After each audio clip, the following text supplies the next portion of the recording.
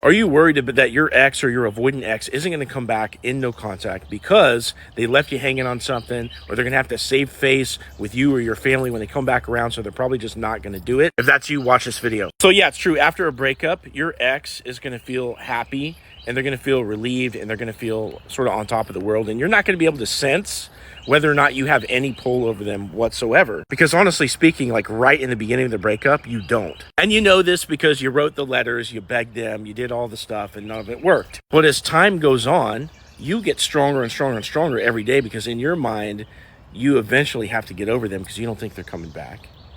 And as time goes on for them, you know, whereas they started off strong, every single day that goes by, they start to miss you more and more and more and more.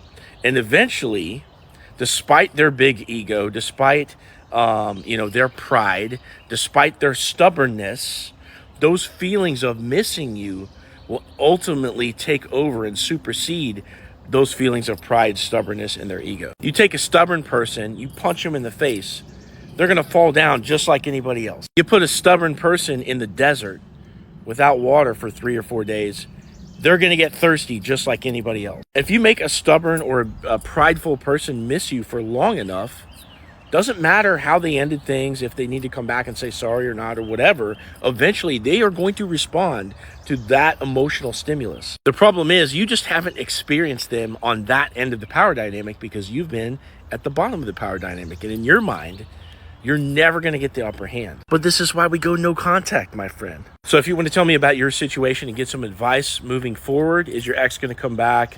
How long will you have to be in no contact? What should you do next? Click in my profile, click this link down here, and get in touch with me.